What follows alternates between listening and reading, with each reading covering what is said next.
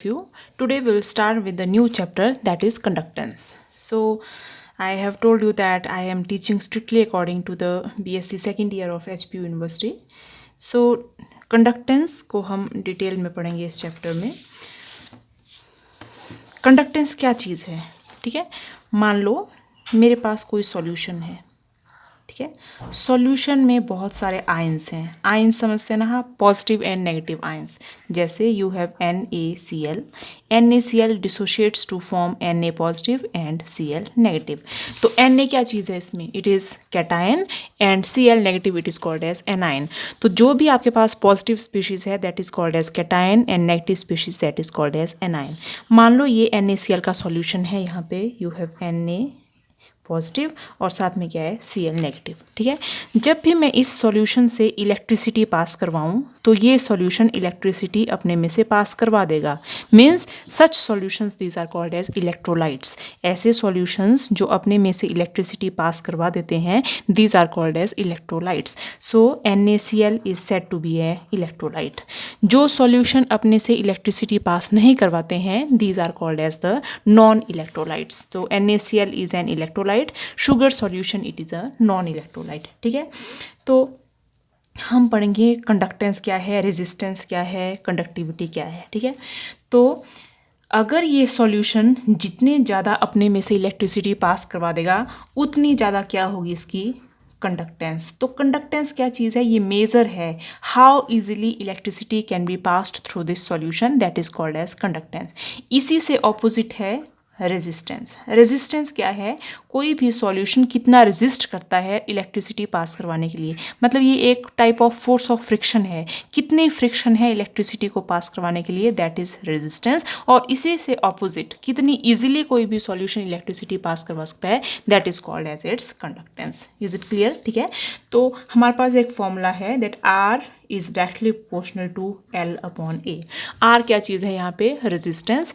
L is the length of the जो हमने electrodes रखते हैं उसकी लेंथ, कितना डिस्टेंस है उसके बीच में, और ए क्या चीज़ है, एरिया, ठीक है. तो आर क्या चीज़ है, रेजिस्टेंस, ये वाला रेजिस्टेंस, ठीक है. If I remove this sign of proportionality R is equal to rho into L upon A, ठीक है. तो रो क्या चीज़ है, it is constant of proportionality. यहाँ पे आर है रेजिस्टेंस और ये है आपके पास रेजिस्टिविटी. जो कांस्टेंट है इसको बोलते हैं resistivity and this is also called as specific resistance. It is also called as specific resistance, ठीक है. तो R is equal to rho L upon A, ठीक है. ये एक फॉर्मूला है हमारे पास. जो R है उसके यूनिट्स होते हैं ओम्स, OHM, ओम, ठीक है. R के यूनिट्स है ओम. तो अगर मैं यहाँ से रो के यूनिट्स निकालूं तो rho is equal to R into A upon L. R के यूनिट्स कितने हैं, ओम. और लेंथ यहाँ पे जो एरिया है वो कितना होता है, सेंटीमीटर स्क्वायर, और लेंथ कितना होता है, सेंटीमीटर. तो सेंटीमीटर से 1 सेंटीमीटर कट हो गया तो यूनिट्स कितने बन जाएंगे, इट इज़ ओम सेंटीमीटर. तो the units of rho that is specific resistance is ohm centimetre, ठीक है. अब हमें रेजिस्टेंस या स्पेसिफिक रेजिस्टेंस से ज़्यादा लेना देना नहीं है. हमारे जो मेन चीज़ है वो है हमारे पास कंडक्टेंस और स्पेसिफिक कंडक्टेंस. तो I can again write this formula R is equal to rho L upon A, ऐसे लिख सकती हूँ मैं. अब inverse of resistance is conductance. तो इनवर्स ऑफ रेजिस्टेंस क्या है, 1 अपॉन आर, ठीक है. इसी को मैं कह सकते हैं 1 अपॉन रो और साथ में मैं क्या लिख दूंगी, A अपॉन एल. मतलब मैंने इस सारी इक्वेशन को क्या कर दिया, इनवर्स की फॉर्म में लिख दिया. R is 1 upon R, rho 1 upon rho and L upon A is written upon as A upon L. तो जो 1 अपॉन R है, 1 अपॉन रेजिस्टेंस मतलब reciprocal of resistance is called as conductance. C is equal to reciprocal of resistivity is called as conductivity. It is denoted by kappa. और A और L क्या रह जाएगा, same as it is रह जाएगा, ठीक है. तो we have C is equal to kappa into A upon L, ठीक है. तो C क्या चीज़ है यहाँ पे, कंडक्टेंस. और कापा क्या हो गया, ये है जैसे यहाँ पे रेजिस्टिविटी था ये हो गया कंडक्टिविटी. इसको हम कंडक्टिविटी की जगह स्पेसिफिक रेजिस्टेंस बोल रहे थे, इसको रो को, इसको हम क्या पूछते हैं, स्पेसिफिक कंडक्टेंस भी पूछते हैं. तो this is conductivity, it is called as conductivity और it is also called as specific conductance, ठीक है। यूनिट्स बहुत इंपॉर्टेंट है। यूनिट्स हम कैसे निकालेंगे? आर के यूनिट्स कितने थे? It was ohm. आर के यूनिट्स थे कितने थे? ओम। तो सी के यूनिट्स क्या होंगे? इसके इनवर्स है, तो सी के यूनिट्स कितने हो जाएंगे? Ohm inverse. Is it clear? Ohm inverse is also called as MHO, mho भी बोलते हैं। OHM को MHO इनवर्स हो गया मो, ठीक है। Mho is also called as siemens, ठीक है। तो जो कंडक्टेंस है, सॉरी हाँ कंडक्टेंस है, कंडक्टिविटी को बोल हम जो यूनिट्स हैं वो ओम इनवर्स भी बोल सकते हैं। Ohm inverse is also called as mho और it is also called as siemens, ठीक है। तो any of the three it is the same thing, it is the unit of this C, ठीक है। वैसे जो हमारे पास ये है के कापा जो है, इसके यूनिट्स कितने हो जाएंगे? इससे बिल्कुल ऑपोजिट। तो इसके यूनिट्स कितने थे? Siemens centimetre. तो इसके कितने, सॉरी इसके यूनिट्स कितने थे? Ohm centimetre. तो इसके कितने हो जाएंगे? ओम इनवर्स सेंटीमीटर इनवर्स, मतलब ऑपोजिट है, रेसिप्रोकल है। तो यूनिट्स ऑफ स्पेसिफिक कंडक्टिविटी और specific conductance is ohm inverse centimetre inverse. लेकिन ohm inverse is also called as siemens, siemens को हम एस से डिनोट करते हैं। It is also called as siemens centimetre inverse. तो anything I right, these are the same, these are units of K और kappa, that is specific conductivity और conductance. Is it clear? ठीक है। अब ये चीज़ें तो हमने पढ़ ली, क्या चीज़ है स्पेसिफिक कंडक्टिव, स्पेसिफिक कंडक्टेंस, लेकिन होता क्या है ओरिजिनली, ये मैं आपको समझाती हूँ, ठीक है। अब मान लो आपने कोई भी सॉल्यूशन लिया है, ठीक है। मैंने आपको कहा था कि सॉल्यूशन में वी हैव एडेड इलेक्ट्रोलाइट। तो इलेक्ट्रोलाइट में या तो पॉजिटिव आयंस होंगे, नेगेटिव आयन होंगे, सब कुछ होगा इसमें प्रेजेंट। तो हाउ इजीली कोई भी सॉल्यूशन इलेक्ट्रिसिटी कंडक्ट करता है, that is called its conductance. Simple चीज़, कितने इजीली कोई भी सब्सटेंस इलेक्ट्रिसिटी कंडक्ट करता है उसको क्या बोलेंगे? कंडक्टेंस। जैसे मान लो मैंने दो सॉल्यूशन ले लिया, एक लिया मैंने NaCl का सॉल्यूशन और एक लिया मैंने CH3CO का सॉल्यूशन, ठीक है। तो आपको पता है कि NaCl is a strong electrolyte. Strong electrolyte मतलब ऐसा इलेक्ट्रोलाइट जो पूरी तरह डिसोशिएट कर जाता है Na पॉजिटिव और Cl नेगेटिव में। अगर मैंने इसके 100 मॉलिक्यूल्स लिए हैं तो 100 के 100 मॉलिक्यूल सारे किस क्या हो जाते हैं? डिसोशिएट। वीक इलेक्ट्रोलाइट है CH3COH। वीक मतलब अगर मैंने 100 लिए हैं तो 100 में से मान लो सिर्फ 10 ही डिसोशिएट हुए, COO नेगेटिव और H पॉजिटिव। तो जो पूरी तरह डिसोशिएट हो जाए उसको बोलते हैं स्ट्रॉन्ग इलेक्ट्रोलाइट। जो पार्शली डिसोशिएट होता है that is called as the weak electrolyte. तो हम क्या बोलेंगे? Conductance of strong electrolyte is very high. जितने ज़्यादा उस सॉल्यूशन में आयंस होंगे उतनी ज़्यादा क्या होगी उसकी कंडक्टेंस, उतनी ज़्यादा इजिली वो इलेक्ट्रिसिटी को कंडक्ट कर पाएगा। तो more is the ions, more is the conductance. तो ज़्यादा आयंस किस में है? NaCl के सॉल्यूशन में एज कंपेयर टू CH3COO का सॉल्यूशन, ठीक है। तो व्हाट वी कैन से कि NaCl की सॉल्यूशन की conductance is more as compare to that of CH3COH। तो सिंपल कंडक्टेंस क्या हुई कि कितने इजिली कोई भी सॉल्यूशन अपने में से इलेक्ट्रिसिटी कंडक्ट करवा सकता है, that is called as conductance, ठीक है। कंडक्टेंस समझ आ गया आपको। अब कंडक्टेंस समझने के बाद हम पढ़ेंगे कि कंडक्टिविटी और स्पेसिफिक कंडक्टिविटी क्या चीज़ है, ये how we can differentiate between conductance and specific conductance. तो जब मैं किसी भी सॉल्यूशन की कंडक्टेंस ऐसे ही मेजर कर ली हूँ that is called as the, ठीक है। तो मान लो अब मैंने क्या किया है, सॉल्यूशन लिया है, सेम ऐसा ही सॉल्यूशन जैसे मैंने ऊपर लिया था ये वाला सॉल्यूशन, लेकिन अब चलो मैं यहाँ पे ही समझा देती हूँ आपको, ठीक है। मान लो मैंने कोई सॉल्यूशन लिया है, उसमें मैंने कोई भी आयंस डाले हैं, जितनी भी वो इलेक्ट्रिसिटी कंडक्ट करवाता है that is called its conductance. Simple conductance, जितनी ज़्यादा इलेक्ट्रिसिटी कंडक्ट करवाता है तो ज़्यादा कंडक्टेंस, कम इलेक्ट्रिसिटी कंडक्ट करवाता है तो कम कंडक्टेंस। अब मैंने क्या किया, जो भी ये सॉल्यूशन है उस सॉल्यूशन को किस फॉर्म में ले लिया? I have taken in 1 centimetre cube solution ले लिया मैंने। 1 सेंटीमीटर क्यूब सॉल्यूशन का क्या है मतलब है कि वॉल्यूम कितनी होगी अब इसकी? 1 centimetre cube. Volume 1 centimetre cube का मतलब कि मैंने जो भी इसकी वॉल्यूम लेंथ, ब्रेड्थ और हाइट कितनी है? 1 सेंटीमीटर, 1 सेंटीमीटर, 1 सेंटीमीटर। ऐसे सॉल्यूशन की कंडक्टेंस जब मैं लूँगी that is called its specific conductance. आ रही है बात समझ में? कि जब मैं किसी भी सॉल्यूशन को मैंने 1 सेंटीमीटर क्यूब बोल दिया तो जो ही भी इसकी कंडक्टेंस है उसी कंडक्टेंस को मैं नया नाम दे दूंगी, that is called as the specific conductance. जैसे कि यहाँ पे C is equal to kappa into L upon A, ठीक है। तो कापा कितना हो गया था, C into A upon L. अगर एरिया 1 सेंटीमीटर क्यूब है और लेंथ 1 सेंटीमीटर है तो कापा किसके बराबर हो गया, कंडक्टेंस के बराबर। और when kappa is equal to conductance when length is 1 centimetre and area is 1 centimetre cube. 1 centimetre into 1 centimetre cube कितना हो गया, यहाँ पे क्यूब नहीं है, स्क्वायर है। when it is 1 centimetre square and length is 1 centimetre, ठीक है। तो टोटल वॉल्यूम कितनी होगी, 1 सेंटीमीटर क्यूब। तो इसी 1 सेंटीमीटर क्यूब की जितनी भी कंडक्टेंस है उसको हम क्या बोल देंगे, that is called as specific conductance. और कोई डिफरेंस नहीं है। हम सिंपल कंडक्टेंस है जब हमें पता नहीं है कि 1 2 3 4 कितना सेंटीमीटर है, तब हम बोलेंगे उसकी कंडक्टेंस। लेकिन हमें सारे अगर 1 सेंटीमीटर हैं तो हम क्या बोल देंगे उसको, स्पेसिफिक कंडक्टेंस। उसी का हमने नया नाम रख लिया स्पेसिफिक कंडक्टेंस, ठीक है। अब एक और चीज़ होती है इक्विवेलेंट कंडक्टेंस, ठीक है। जैसे हम कंसंट्रेशन मेजर करते हैं, कई बार हम बोलते हैं 1 normal solution, 1 molar solution, 1 deci normal solution, 1 molar solution. वैसे ही जब 1 ग्राम इक्विवेलेंट ऑफ इलेक्ट्रोलाइट हम ऐड करते हैं, 1 gram equivalent electrolyte, gram equivalent कितना होता है, given weight upon equivalent wait.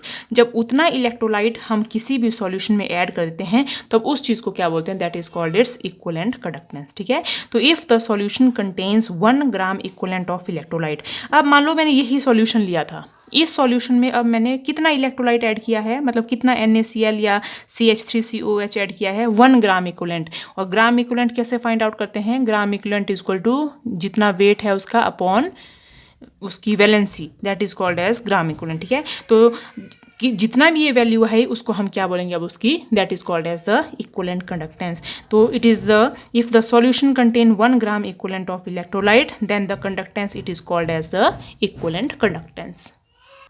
अब मान लो जब मैं क्या बोल रही हूँ कि जब मैंने 1 सेंटीमीटर क्यूब जब सॉल्यूशन लिया है तो जो भी कंडक्टेंस है उसकी that is called as its specific conductance. अब मानो मैंने इस सॉल्यूशन को 1 सेंटीमीटर क्यूब नहीं, मैंने इसको डाइल्यूट कर दिया। कितना डाइल्यूट कर दिया मैंने, 1000 सेंटीमीटर क्यूब तक डाइल्यूट कर दिया। मतलब पहले था मेरे पास 1 सेंटीमीटर क्यूब, 1 सेंटीमीटर क्यूब से मैंने डाइल्यूट कर दिया इसको 1000 सेंटीमीटर क्यूब। तो जो 1 सेंटीमीटर क्यूब की जो कंडक्टेंस थी उसको तो क्या बोलेंगे हम, स्पेसिफिक कंडक्टेंस।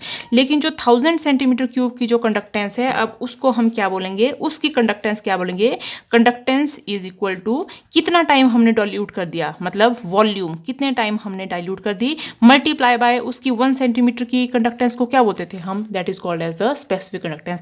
तो conductance is equal to volume into specific conductance. Is it clear? And conductance it is also denoted by like this. तो this equivalent conductance is equal to specific conductance multiply by कितने time हमने उसको dilute कर दिया। मान लो हमने 1000 time dilute कर दिया तो हम बोलेंगे इसको 1000 सेंटीमीटर क्यूब तक डाइल्यूट कर दिया, मल्टीप्लाई बाय कापा। अगर हमने इसको 10,000 तक डाइल्यूट कर दिया तो हम बोलेंगे 10,000 सेंटीमीटर क्यूब से हम इसको कापा को क्या कर देंगे, मल्टीप्लाई कर देंगे। तो वो क्या चीज़ आ जाएगी, वो आ जाएगी उसकी इक्विवेलेंट कंडक्टेंस, ठीक है।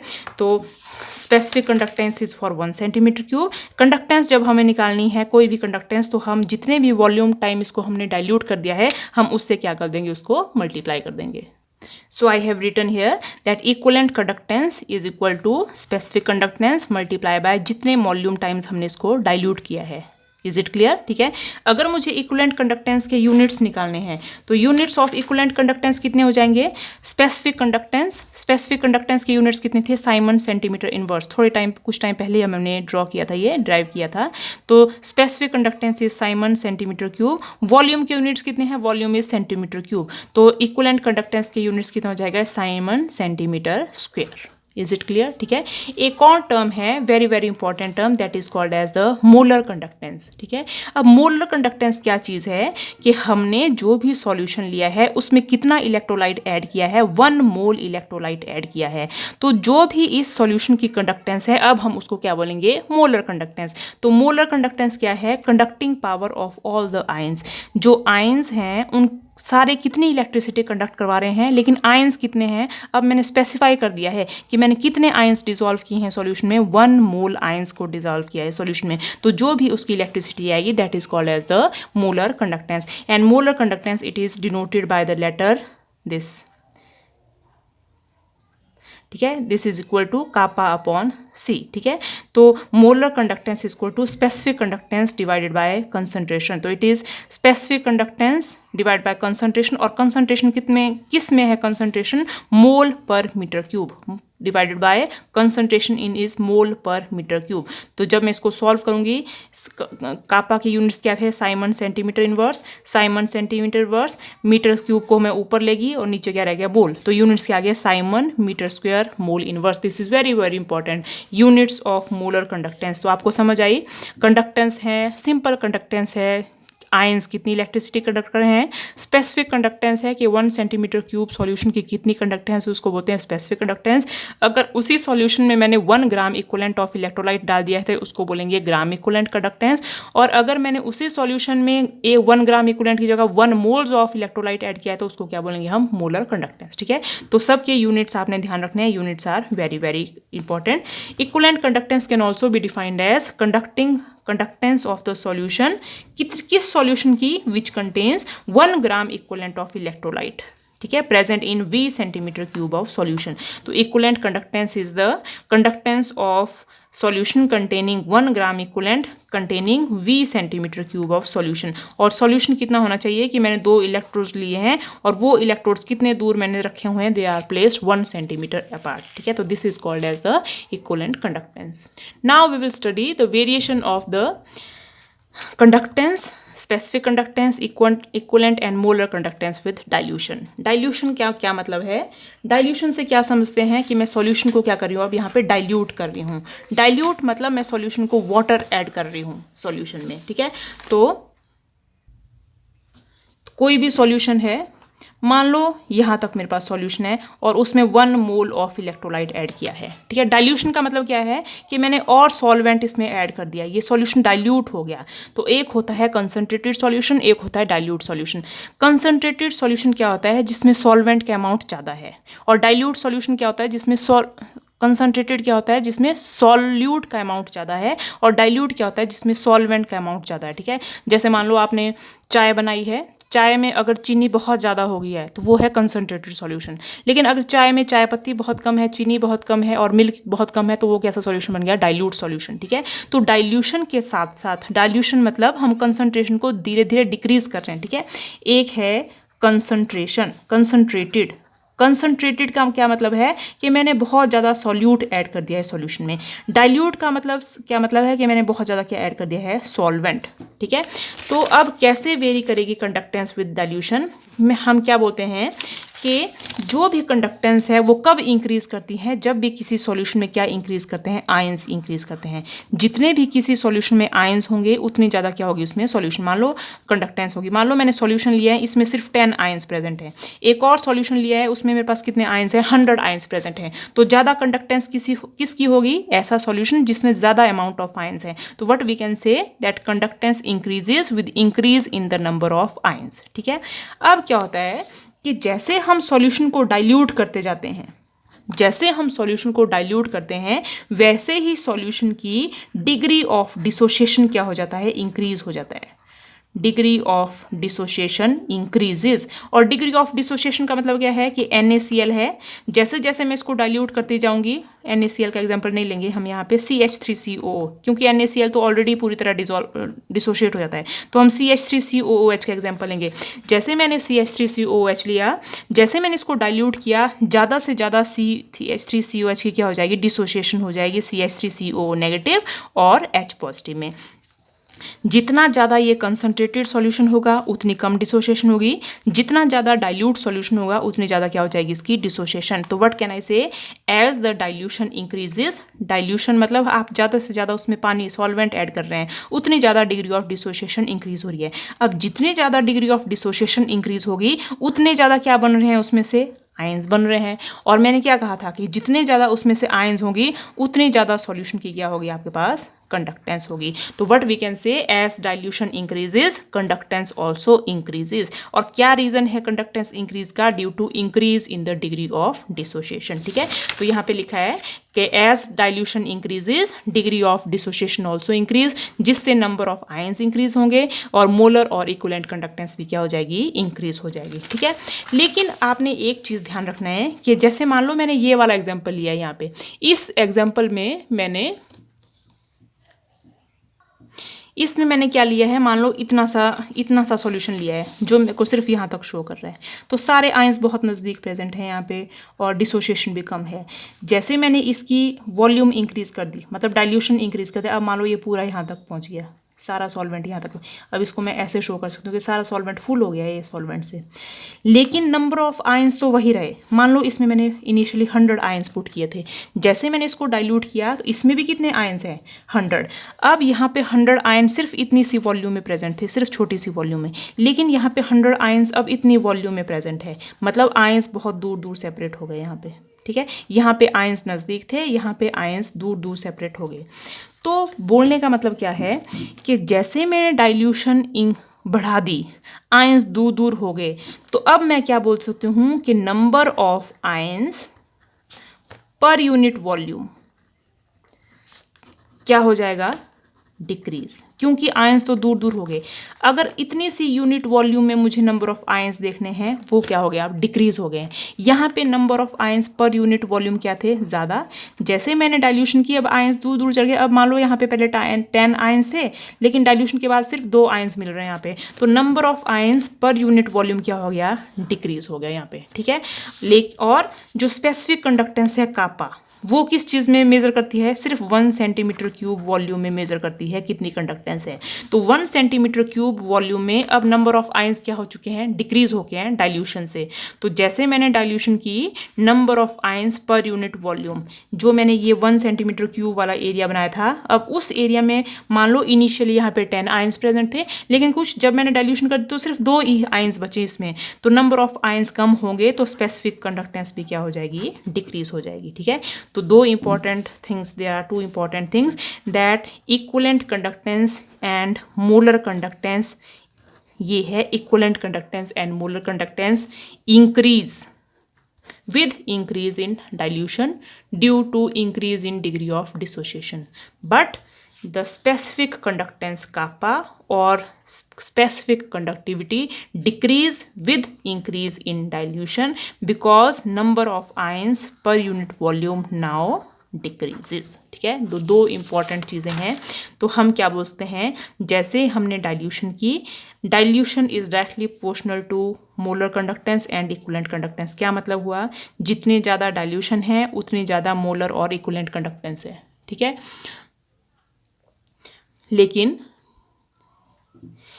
Dilution is inversely proportional to kappa, मतलब जितनी ज़्यादा डाइल्यूशन है उतनी कम क्या है आपके पास? Specific conductance.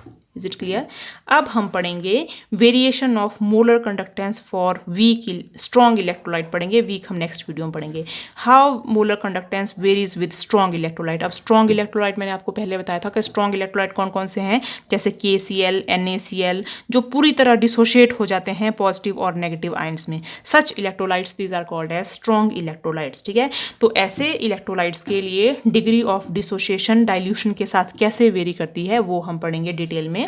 ठीक है, अब मैंने आपको एक और चीज़, बहुत इंपॉर्टेंट चीज़ बतानी है कि जब भी मैं स्ट्रॉन्ग इलेक्ट्रोलाइट की बात करती हूँ, जैसे NaCl, जैसे मैंने KCl लिया, जैसे मैंने AlCl3 लिया, तो जैसे मैं इनको किसी भी सॉल्वेंट में ऐड करती हूँ, पूरे के पूरे डिसोशिएट हो जाएंगे ये पॉजिटिव और नेगेटिव आयन में।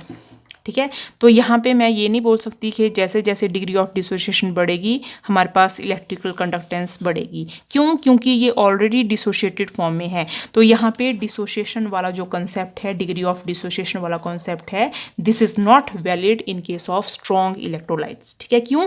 क्योंकि जो स्ट्रॉन्ग इलेक्ट्रोलाइट्स हैं these are already present in dissociated form. हम सिर्फ डिग्री ऑफ डिसोशिएशन कहाँ पे बोलते हैं? We tell about only in case of weak electrolyte. क्यों? क्योंकि जैसे वहाँ पे हम डाइल्यूट करते हैं वहाँ पे इनकी डिसोशिएशन क्या हो जाती है? इंक्रीज होते हैं। तो क्या ऐसा रीज़न है कि डाइल्यूशन से इन इलेक्ट्रोलाइट्स की जो कंडक्टेंस है या स्पेसिफिक कंडक्टेंस है वो इंक्रीज हो रही है? What is the reason between them? तो we can explain it like this कि मान लो मैंने ये सॉल्यूशन लिया है, इसमें मैंने Na पॉजिटिव और Cl नेगेटिव का कोई आयन लिया है। मान लो इसमें 10 Na पॉजिटिव है और 10 Cl नेगेटिव है, इतने आयन्स में। अब ये कंसनट्रेटेड सॉल्यूशन है, डाइल्यूट सॉल्यूशन नहीं है, तो हम क्या बोलेंगे, इसकी कंडक्टेंस है लेस। क्यों? क्योंकि ये डाइल्यूशन भी क्या है इसमें, समझ रहे हैं ना आप? डाइल्यूशन का मतलब क्या है? डाइल्यूशन मतलब हमने इसको डाइल्यूट कर दिया है। यहाँ पे डाइल्यूशन क्या है? लेस, तो कंडक्टेंस भी क्या है? लेस। क्यों है कंडक्टेंस, अभी हम देखते हैं। मान लो अब इस सॉल्यूशन को मैंने क्या कर दिया, डाइल्यूट कर दिया। डाइल्यूट कैसे करूंगी, इसमें ज़्यादा से ज़्यादा वाटर ऐड कर दूंगी, वाटर मीन्स सॉल्वेंट ऐड कर दूंगी। अब मैंने इतना सारा सॉल्वेंट ऐड कर दिया। अब मेरे पास 10 Na पॉजिटिव, यहाँ पे भी 10 थे, मान लो यहाँ पे भी Na पॉजिटिव है 10 और यहाँ पे भी 10 Cl नेगेटिव है। अब यहाँ पे NaCl के लिए मूविंग स्पेस बहुत कम थी, मतलब Na बहुत क्लोज था Cl के लिए, तो Na ऊपर क्या चार्ज है? पॉजिटिव, Cl के ऊपर क्या चार्ज है? नेगेटिव। तो due to very less distance between them there was forces of attraction between them. बहुत कम स्पेस है, तो हो सकता है NaCl को अपनी तरफ अट्रैक्ट करे और NaCl ही बना ले कुछ टाइम के लिए, ठीक है। लेकिन यहाँ पे क्या हो रहा है, डाइल्यूशन जैसे जैसे इंक्रीज हो रही है, Na और Cl का डिस्टेंस बहुत ज़्यादा इंक्रीज हो रहा है, तो हम क्या बोल सकते हैं कि जो फोर्स ऑफ अट्रैक्शन है, force of attraction decreases due to dilution. अब फोर्स ऑफ अट्रैक्शन अगर डिक्रीज हो जाएगी तो Na is free to move, और जितने ज़्यादा फास्ट ये मूव करेगा उतनी इलेक्ट्रिसिटी क्या करवाएगा? कंडक्ट करेगा। तो increase in the conductance in case of strong electrolyte is due to decrease in the forces of attraction due to dilution. यहाँ पे फोर्सेज ऑफ अट्रैक्शन कम हो जाती है, यहाँ पे अगर फोर्स ऑफ अट्रैक्शन ज़्यादा है Cl की तरफ तो ये ज़्यादा इजीली मूव नहीं कर पाएगा, इसकी तरफ अट्रैक्टेड रहेगा। यहाँ पे फोर्स ऑफ अट्रैक्शन कम है तो यहाँ पे ये इजीली मूव कर सकते हैं, और जितनी इजीली मूव करेगा उतनी इलेक्ट्रिसिटी क्या करवा देगा? ये कंडक्ट करवा देगा, ठीक है। तो for strong electrolyte the conductance increases on dilution due to decrease in the force of attraction, ठीक है। और for the strong electrolyte the molar conductance, ये एक इक्वेशन है जो स्ट्रॉन्ग इलेक्ट्रोलाइट्स के लिए कंडक्टेंस, मोलर कंडक्टेंस को शो करते हैं। This equation is called as Debye Huckel Onsager equation. This is very very famous equation, Debye Huckel Onsager equation. अगर आपसे पूछे ये क्या इक्वेशन है, तो क्या इक्वेशन है? ये ऐसी इक्वेशन है जो स्ट्रॉन्ग इलेक्ट्रोलाइट्स की कंडक्टेंस को शो करती है कि डाइल्यूशन के साथ कैसे कैसे वेरी करती है। तो this is, what is this equation? This is lambda m is equal to lambda not m minus this constant into under root C, ठीक है। कई बार हम ऐसे भी लिख सकते हैं इस क्वेश्चन को, lambda m is equal to lambda not m minus b under root C. b small b जो लिखा है ये सारा इसी को डोनेट कर रहा है, इस चीज़ को, ठीक है। तो ये है मोलर कंडक्टेंस किसी भी कंसंट्रेशन के ऊपर। ये है, जब मैं नॉट का साइन लगा देती हूँ यहाँ पे, नॉट मीन्स इनफाइनाइट डाइल्यूशन, जब आपने बहुत ज़्यादा डाइल्यूट कर दिया सॉल्यूशन का। Molar conductance eight infinite dilution minus b is constant and c is the concentration. This equation is used to tell the value of how molar conductance varies with dilution or with concentration. इस equation से ही हमने graph plot किया है, lambda m that is molar conductance as concentration C with under root of C के लिए हमने graph plot किया है। तो हमारे पास नेगेटिव स्लोप वाला ग्राफ मिलता है। मान लो ये स्ट्रॉन्ग इलेक्ट्रोलाइट KCl के लिए ग्राफ है, ठीक है। तो हम क्या बोलते हैं कि जैसे जैसे कंसंट्रेशन कम हो रही है, कंसंट्रेशन इस तरफ इंक्रीज हो रही है, इस तरफ कंसंट्रेशन डिक्रीज हो रही है, तो कंसंट्रेशन यहाँ पे डिक्रीज हो रही है, और इस तरफ क्या इंक्रीज हो रही है? डाइल्यूशन इंक्रीज हो रही है। जहाँ पे कंसंट्रेशन कम होती जाएगी वहाँ पे डाइल्यूशन इंक्रीज होती जाएगी। तो जैसे जैसे डाइल्यूशन इंक्रीज होती जा रही है, इस तरफ हो रही है डाइल्यूशन इंक्रीज, वैसे वैसे आप क्या देख रहे हैं? मोलर कंडक्टेंस भी क्या होती जा रही है? यहाँ पे इंक्रीज, ऊपर वाली तरफ जा रहा है ग्राफ। तो as the dilution increases molar conductance of strong electrolyte also increases. और क्या रीजन है molar conductance of strong electrolyte increase होने का?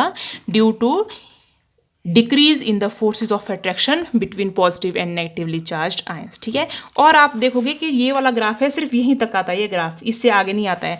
तो जब हमें molar conductance eight infinite dilution का मतलब है जब कंसंट्रेशन ऑलमोस्ट जीरो तक पहुंच चुकी है। तो कंसंट्रेशन ऑलमोस्ट जीरो क्या है? इस लाइन के पास है कंसंट्रेशन ऑलमोस्ट जीरो। तो अगर मैं molar conductance eight infinite dilution, मतलब अगर मुझे ये वाली वैल्यू चाहिए तो मुझे ये वाला ग्राफ इस लाइन के ऊपर आना चाहिए। तो मैं कैसे कर सकती हूँ? By extra plotting this graph. तो मैं इस वाले ग्राफ को एक्स्ट्रा प्लॉट कर दूंगी, और जहाँ पे भी ये टच होगा इस लाइन पे, that will give the value of lambda not M, ठीक है।